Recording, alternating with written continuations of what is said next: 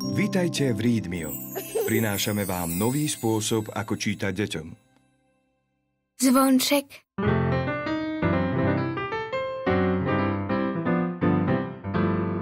Kým ľudia všade vo svete na Vianoce ešte ani nepomyslia, ďaleko na severnom póle je už rušno a prípravy na najkrajšie obdobie v roku sú v plnom prúde.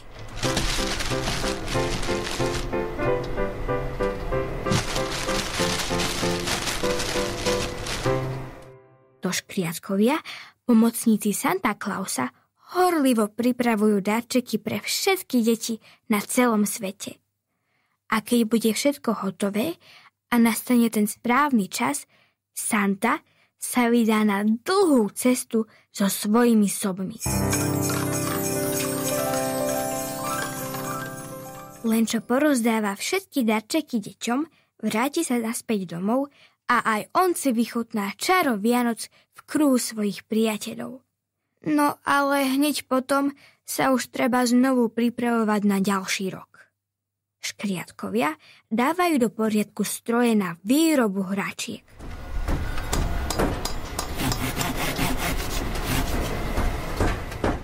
Hovorí sa tomu údržba, lebo nič nefunguje len tak.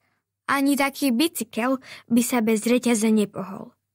Tiež soby zo záprahu Santa Clausa nemôžu byť celý rok v stajni. Sú vypustené a túlajú sa po zasnežených pláňach severného pólu.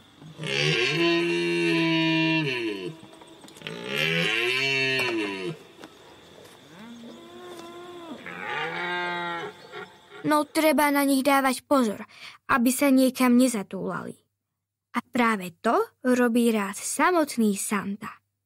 Miluje dlhé prechádzky a vrzganie zamrznutého snehu pod jeho čižmami. Aj pani Santová má kopec povinností. Od rána pripravuje vo svojej kuchyni jedlo.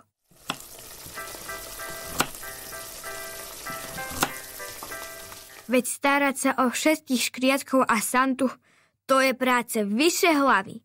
A ešte k tomu treba vyčistiť aj ich obleky. Santov oblek si pani Santová necháva vždy na samý koniec. S radosťou ho upraví a za každým naň pridá i čosi nové. To preto sa môže zdať, že Santa Claus vyzerá stále inak. Nuž a potom začnú prichádzať listy od miliónov detí z celého sveta. Škriatkovia ich najprv všetky pootvárajú a potom opečiatkujú farebnou pečiatkou. Podľa farby ich totiž následne triedia. Veď želania detí sú rôzne. Keď je všetko roztriedené, škriatkovia sa môžu pustiť do výroby samotných hračiek.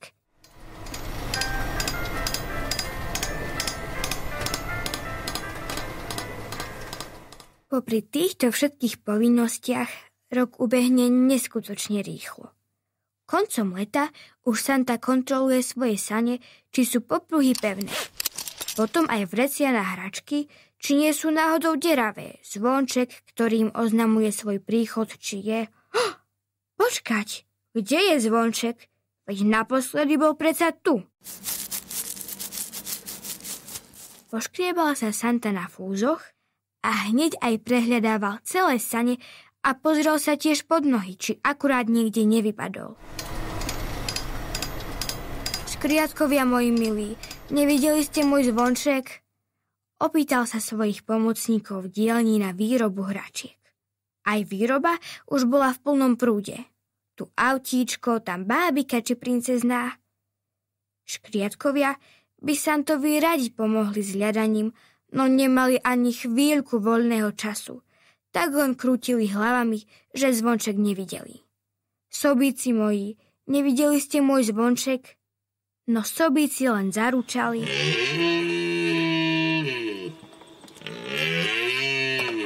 a kývali hlavami, že ani oni ho nevideli.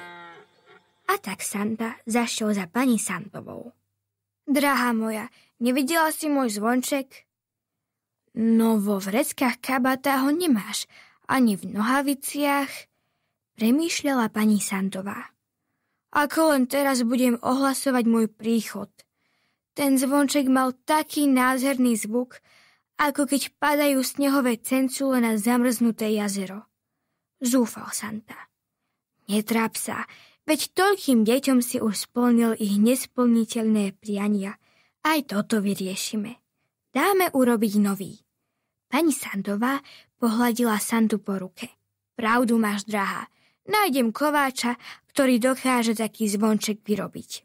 Prikývol Santa a vybral sa späť k sobom. Tie sa čudovali, prečo ich zapriaha tak skoro, ale na výlet sa tešili.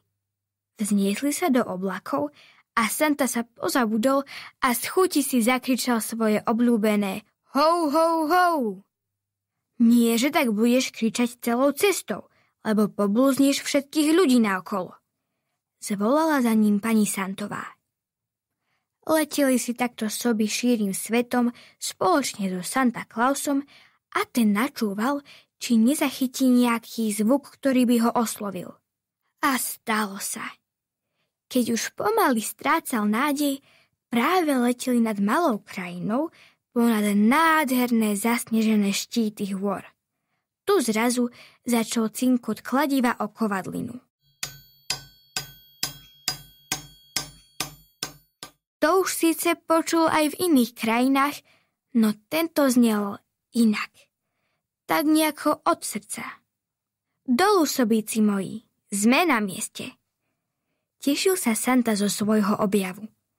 Pristali pri nádhernom plese. Sobici sa hneď napili, keďže im bolo horúco.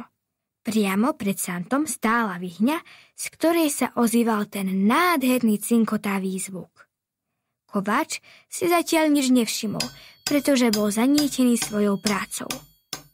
Ale je tu horúco, povedal Santa a už aj si vyzliekal svoj hrubý kabát. Prajem pekný deň, pán Kováč. Kováč prestal kuť a otočil sa k návštevníkovi. No hneď sa aj musel posadiť, tak sa preľakol. Santa? To už je taký čas? Fúha, no tak som sa sústredil na prácu, že som si ani nevšimol, ako ten čas beží. No ja nemám ešte nič nachystané na štedrý večer. Neľakaj sa, dobrý muž, ešte nie sú Vianoce. Prišiel som za tebou s prosbou. A tak Santa vyrozprával Kováčovi, o čo ide. Vedel by som ti s tým pomôcť. Škrabal sa Kováč pod klobúkom. No potrebujem na to nejaký čas. No ten máme najneskôr do štedrého dňa. Usmiel sa Santa a soby tiež zafuneli, ako by súhlasili. V poriadku, pustím sa do toho čím skôr. Súhlasil Kováč. Rozlúčili sa a Kováč sa dal čoskoro do práce. Nezačal však hneď odlievať zvonček. Najprv sa šiel prejsť po nádherných lúkach pod vysokými horami. Započúval sa do bystrín aj vody padajúcej z vodopádov, počúval zvonivý spev vtákov, padajúcich kameňov, vánku či šumu listov v korunách stromov. Takto chodieval do prírody každé ráno, až raz pri svojej prechádzke o čosi zakopol. Čo to je? Pod nohami sa mu leskol akýsi zvláštny kameň. Kováč ho zdvihol, poťažkal v ruke a v zápäti sa usmial. Tak, a teraz sa už môžeme pustiť do práce. Každý deň sa posunul o malý kúsok ďalej, kameň sa postupne menil na zvonček. Ale svoje rané prechádzky nevynechával. Neustále načúval zvukom prírody a potom to, čo zachytil, vkladal do zvončeka. Trvalo to celú jeseň. Listy už opadali a prichádzala pani zima.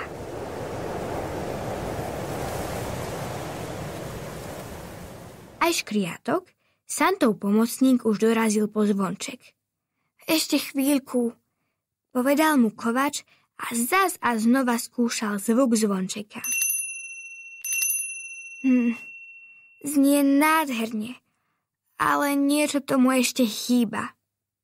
Kováč sa poškrábal pod klobúkom a v tomu to napadlo. Srdce! Usmial sa a vložil do zvončeka hlas svojho srdca. Tak, a je to, že pozdravujem Santu a prajem šťastné a veselé. Kováč vložil zvonček do škriatkových dlaní. Ten sa uklonil, takisto poprial šťastné a veselé a už ho nebolo. Sane už boli kopcovito naložené darčekmi, soby zapriahnuté. Len Santa chodil nepokojne okolo saní. Určite dorazí včas. Upokojovala ho pani Santová, no tiež už pomaly prestávala veriť. Nemôžem už ďalej čakať, je najvyšší čas. Tohto roku budú Vianoce bez zvončeka. Usmial sa smutne Santa Claus. V tom sa z oblohy zniesol sobík so škriatkom na chrbte. Mám ho, mám! Kričal na radostine. Ten je nádherný. Tešil sa Santa, keď mu škriatok podal zvonček. Je to darček od Kováča. Santa sa chytro uselašil vo svojich saniach a tie sa razom vzniesli k oblohe. Hou, hou, hou! Zaznelo vo výške a hneď za tým sa rozozvučal nádherný zvuk zvončeka, ktorý mal v sebe ukrytý kus Kováčovej domoviny.